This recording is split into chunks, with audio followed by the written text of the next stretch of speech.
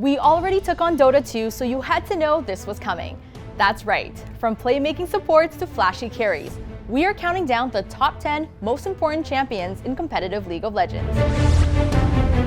With a fast and furious playstyle, Lucian has risen to become the most important AD carry in the game. His high mechanical ceiling separates good players from great ones, rewarding proper execution with ridiculous DPS and mobility. Much like Vayne before him, Lucian pushed the boundaries of AD carry play into a new realm with the complexities of his kit. Oh, they're into tower raid! Oh, they're going to finish him off! One more auto attack when I've done it! There is him, going aggressive! He gets the kill on Green Team! Can he take on it down as well? And the lantern to escape to safety! Amazing! While he was first relevant as a lane-dominant pick, Lucian has found a home in the mid lane and even occasionally the top lane. A strong pick across multiple splits and one of the flashiest champs in the game. Lucian's influence and flexibility cannot be understated. Kills everybody! They've got 3! Impact goes down! And A's for TS down! Double lift turns around the fight! Staying alive! So much patience! Bides his time!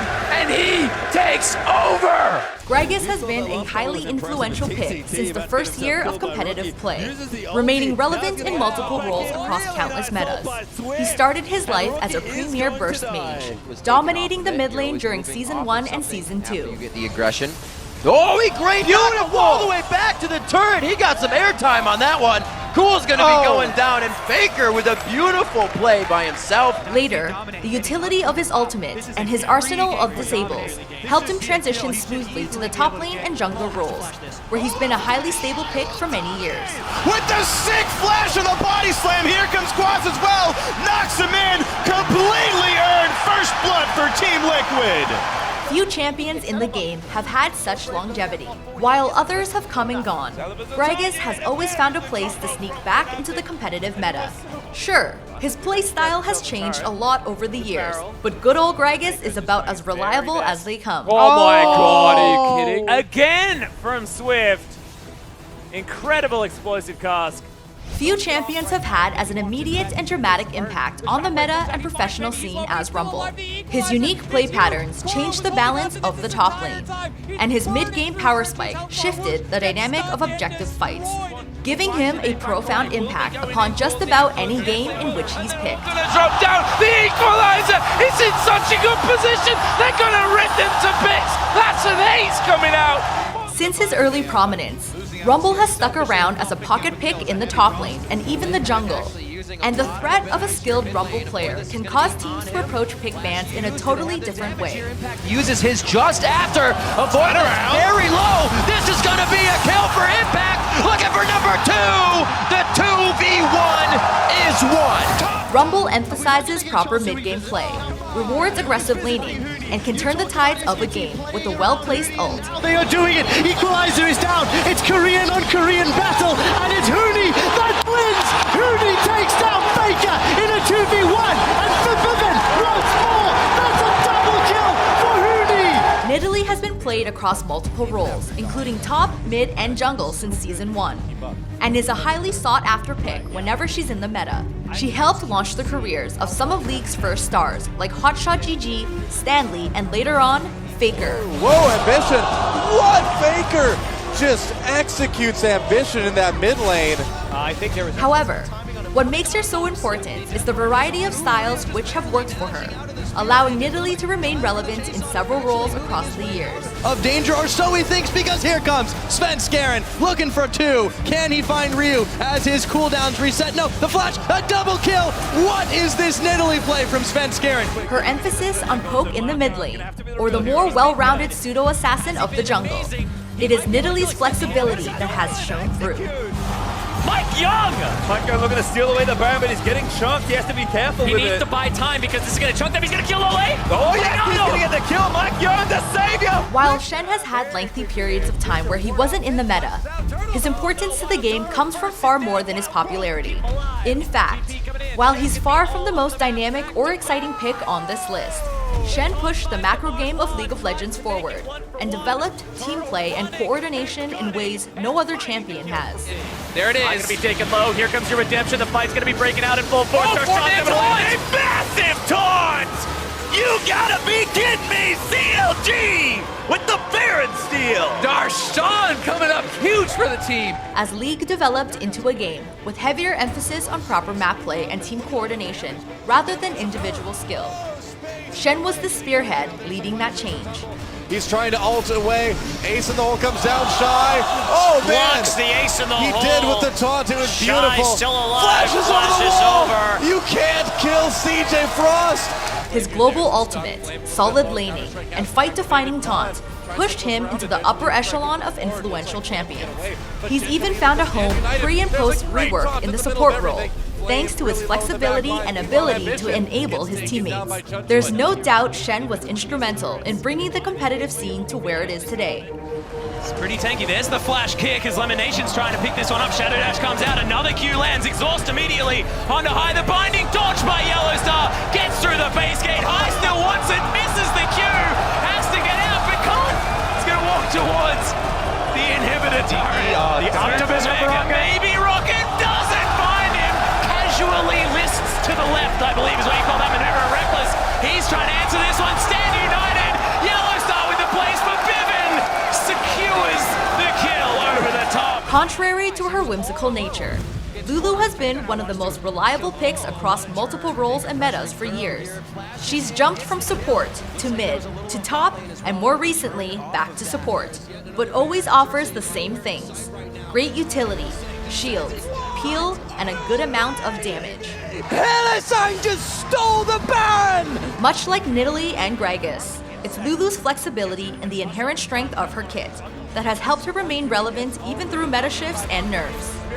Insec out of position, gets out. Oh, doesn't get on the lantern. What a wild growth from Mad Life. An amazing play. Historically, her popularity has gone through peaks and valleys, but when she's strong, Lulu is first pick, first ban material. She proved that the support utility picks could find a home in the mid lane, leading to a more open pool of picks in the role for years even after she left, such as Karma. Unparalleled utility, flexibility, and trailblazing a new style of mid lane picks. Lulu brings just about everything to the table. Around Looper's caught, Dade and Roar running, but Pawn destroys him with a double kill. Looper's going to die as well. This is going to be an ace for Edward Gaming, and they just beat Masters 3, 52 and a half minutes in. That is the greatest Lulu play I have ever seen. From his release in 2012 through until the end of 2014, Zed was the defining champion of the mid lane. His damage and outplay potential made him shine in the hands of some of the brightest stars of the era, including Bjergsen, Ryu, and Faker.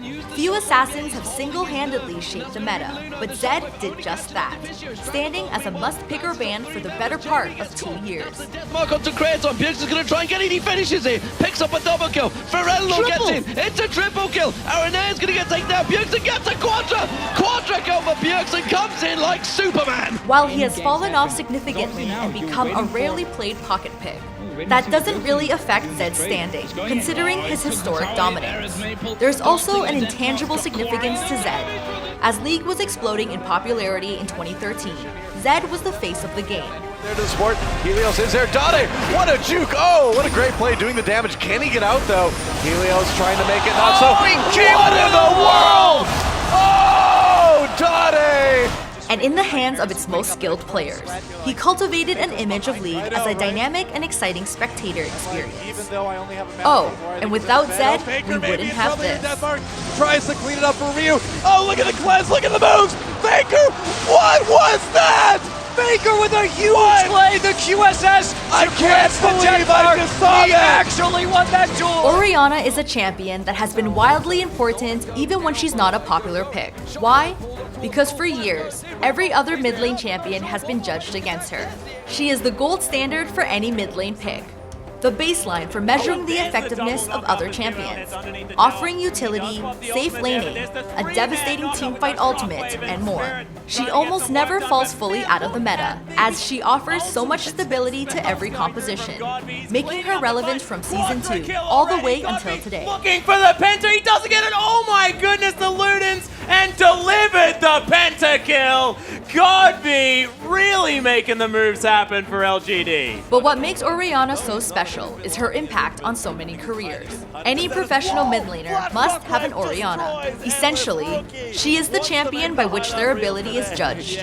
No other champion fills the same niche quite as well, or as importantly, as Orianna. Big equalizer! Big shockwave comes through. Faker just absolutely devastates the ranks of KT Roaster. A triple kill for him. Pawn trying to get out with his life, but it just doesn't look very likely. Unlike many of the other picks on this list, Thresh has reached competitive success in only one role. However, his influence on the growth of the support position catapults him into the rare company among the most important champions of all time. Madlife, Shen coming in as well. How in the world do you get to be that good? Thresh empowered support players to a level of playmaking they had never seen before, offering initiation, heal, disengage, utility, and the ability to save priority carries. His dynamic, impactful playstyle was a step above the traditional support picks of Sona, Janna, and Alistar. And since his release, he has been a consistent, if not outright, dominant champion. He's trying to get pulled back in! No way! Oh, I can't believe that death sentence. He has rarely, if ever, fallen out of the meta, withstanding the test of time in ways few others have. It doesn't hurt that some of the flashiest support highlights come from sick Thresh hooks or flays, bringing a whole new meaning to the term playmaking support. Chance to come back. Wansuck again getting caught a bit. How does he hit every single one? Leeson is simply put, the most important League of Legends champion in its competitive history. While it took some time for pro players to figure him out, high-level Leeson play pushed the boundaries of what was possible on a mechanical level. He's been played top, jungle, and occasionally even mid, becoming a highly sought-after pick from Season 3 to Season 6. Here's a jump in, a few more attacks will do it, and that's first blood. With the flash kick on the bang, that was beautiful, and they make it a double kill for Prey. His kit offers nearly unparalleled mobility, a tremendous early and mid-game presence, initiation, and utility. His dominance at his peak rivaled Zed. His utility put him in the same tier as Thresh, and his consistency made him a peer of Orianna. Oh! He takes down Afro Move! Balls can't dodge rockets one. Much like Orianna for mid laners, he set a new bar for what was expected of a jungler. And it bears repeating that Leeson changed the way we think about mechanics at the pro level. It would be a disservice to name Leeson anything other than #1 on this list. Jets with the mechanical outplay, and now he's on the Hoo-Hee! Oh, but he trades it back, so now it's up to Rush. Hoo-Hee's out of mana, he ward up. Holy crap! And those were our picks. Now we're sure you have a lot of thoughts on which champions should and shouldn't have made the list, so let us know in the comment section below. Thanks for watching! If you want more great content, be sure to hit that subscribe button.